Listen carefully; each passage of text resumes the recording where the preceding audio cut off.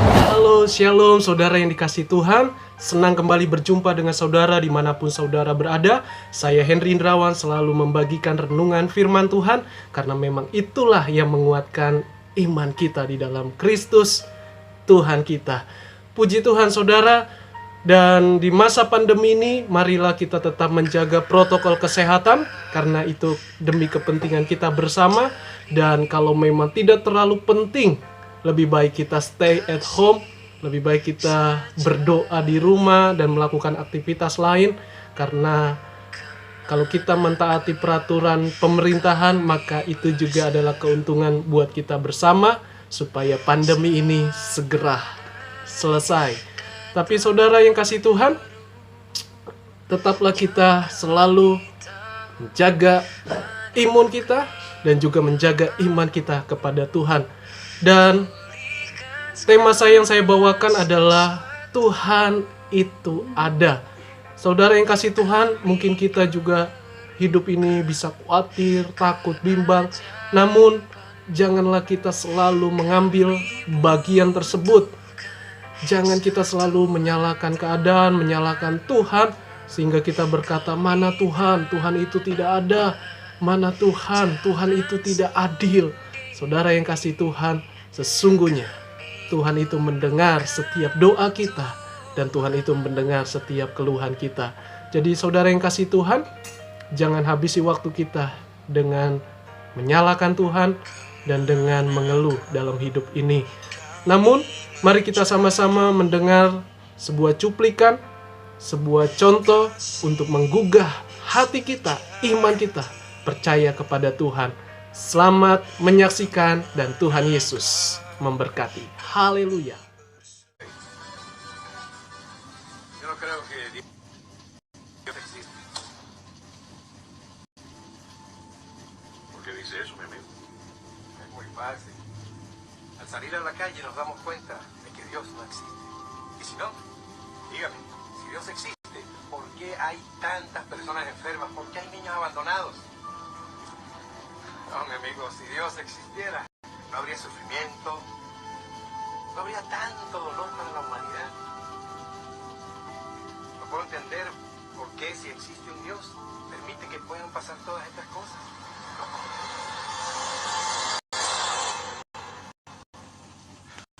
Bueno, que tenga buenas horas. A ver, señor.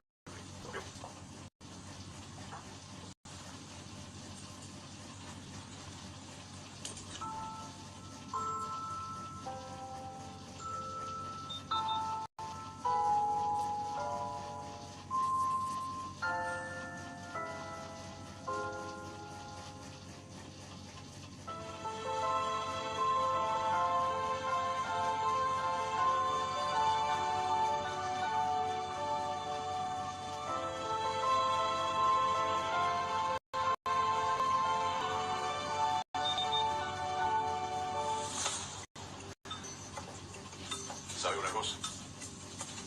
Los barberos no existen. ¿Cómo? ¿Y yo qué soy? Los barberos no existen. Porque si los barberos existieran, no habría personas con el pelo tan largo como el de tú. Los barberos sí existen. El problema es que esas personas no vienen hacia mí. Exacto. Ese es el punto. Dios sí existe. Lo que pasa es que las personas no van a él. Por eso hay tanta miseria y dolor.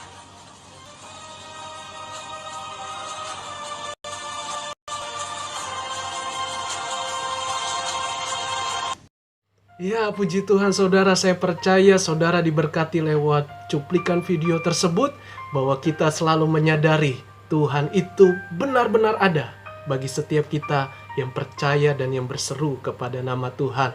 Puji Tuhan, saudara, sebelum kita mendengar renungan firman Tuhan, terlebih dahulu kita sama-sama berdoa. Haleluya. Tuhan Yesus, kami datang kembali kepadamu.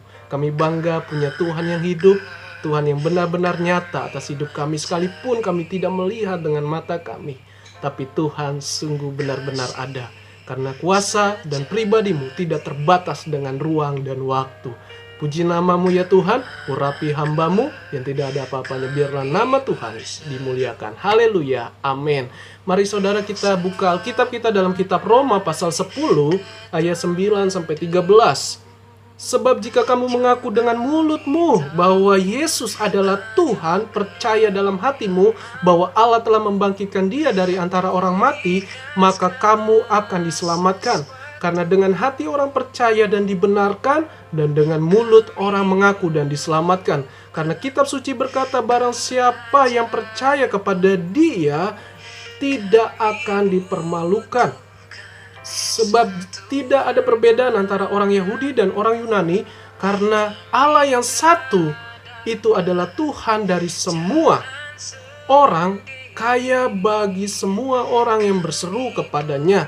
Sebab barang siapa yang berseru kepada nama Tuhan akan diselamatkan. Puji Tuhan. Saudara, kitab ini ditulis oleh Rasul Paulus di mana dia melayani terhadap orang-orang yang percaya, iman yang sudah percaya kepada Tuhan, dan dia sedang mengarahkan iman kita, kebenaran di dalam Yesus yang berpusat kepada pribadi Tuhan Yesus yang adalah Allah.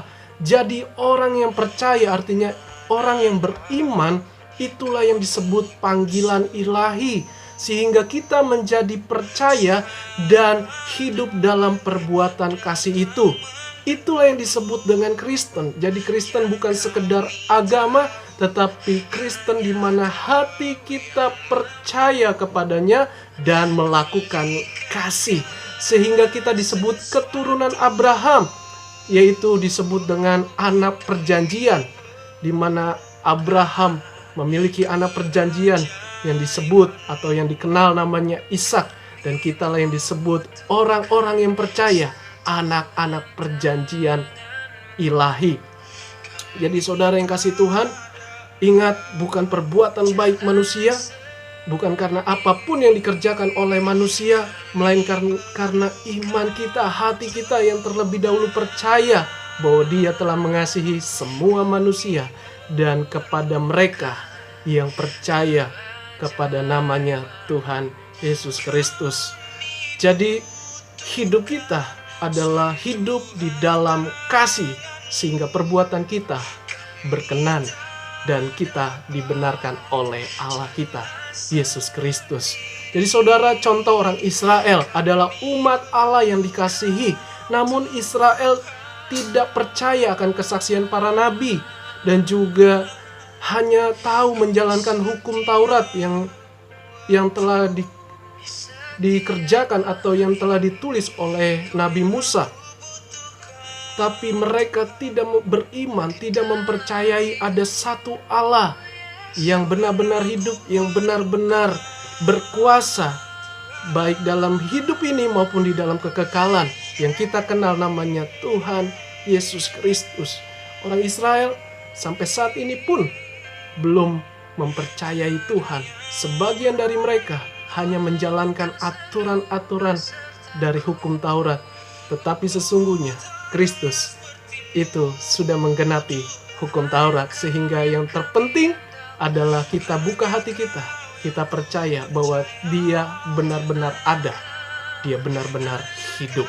Jadi saudara, mari saudara, kita yang beriman kepada Allah yang satu, mari kita tetap setia kepada Dia. Siapapun kita, apapun latar belakang kita. Jadi saudara, bahwa Tuhan itu membuktikan Dia itu ada. Apa yang harus kita lakukan di kehidupan ini? Yaitu yang pertama adalah hati yang mempercayai Dia, bukan dengan paksaan. Jadi saudara, dikatakan tadi ayatnya, barang siapa yang mengaku, dia akan diselamatkan. Jadi itulah menunjukkan bukannya sekedar mengaku dengan mulut kita, tetapi kita sungguh-sungguh mau percaya, mau hidup bagi Dia, mau mengikuti Dia, dan mau melekat kepada Tuhan Yesus Kristus. Dikatakan lagi ayatnya, Dia bangkit dari antara orang mati. Ini menunjukkan bahwa Tuhan membuktikan bahwa Dia Allah yang hidup. Dia Allah yang berkuasa atas manusia. Dia sanggup melemparkan manusia ke neraka bila tidak sesuai dengan kehendaknya, dan juga Dia sanggup membawa kita kepada kerajaannya yang kekal. Karena Dia Allah yang sempurna, kembali kepada kemahaannya, kemahakuasaannya, kemahaalahannya. Jadi saudaraku, Yesus sudah membuktikan bahwa Dia benar-benar ada. Jadi yang kedua, supaya kita, apa yang kita harus lakukan di hidup ini, dan Tuhan sudah membuktikan Dia ada, yaitu datanglah dengan sungguh dan setia sampai kita meninggal atau kita dipanggilnya. Dikatakan tadi, karena Allah yang satu itulah Tuhan dari semua manusia, semua orang, kaya bagi orang yang mengikuti Dia. Jadi saudara, Tuhan tidak pernah membedakan kita, apapun latar belakang kita, apapun agama kita. Bila kita terbuka, hati kita percaya kepadanya dan mengikuti Dia dengan iman kita, dengan perbuatan kasih kita kepada manusia, lewat kasih Kristus yang sudah dicurahkan kepada kita. Mari kita datang kepada Tuhan seperti video tadi. Kita datang dalam keadaan kita tetap datang kepada Dia. Dan yang ketiga saudara, yaitu sadarilah pertolongan satu-satunya hanya dari Tuhan kita, Yesus Kristus. Apapun keadaan kita, mungkin belum dijawab Tuhan, apapun permohonan doa kita belum dijawab Tuhan, ingat tadi dikatakan bahwa Tuhan itu tetap mengasihi kita, Tuhan tetap menyelamatkan kita, dan Tuhan itu satu-satunya penolong hidup kita. Kita ini manusia terbatas. Jadi ayo datang pada Tuhan, sadarilah pertolongan kita dari Tuhan yang tanpa batas dan tanpa waktu manusia. Kapanpun, detik kapanpun Dia bisa menolong kita, mengasihi kita. Sekalipun kita sudah sepertinya terjepit, udah di ujung, sudah tidak ada pengharapan, saya percaya selalu ada cara Tuhan yang ajaib untuk menolong kita. Jadi sadarilah pertolongan kita satu-satunya dari Tuhan. Puji Tuhan saudara yang kasih Tuhan. Ayo kita beriman kepada Dia, tetap setia mengikut Dia, melekat kepada firman-Nya, karena Dia sungguh benar-benar ada dan sungguh benar-benar nyata. Dan itu saja yang saya bisa bagikan renungan. Biarlah kita bukan hanya sekedar mengerti, tapi kita hidupi firman Tuhan ini, kita lakukan dalam kehidupan sehari-hari. Biar nama Tuhan dimuliakan. Puji Tuhan, jangan lupa selalu like, komen, dan subscribe video ini supaya memberkati banyak orang dan nama Tuhan dimuliakan. Dan jangan lupa juga bagikan kepada banyak orang. Tuhan Yesus memberkati saudara dan saya. Shalom, haleluya.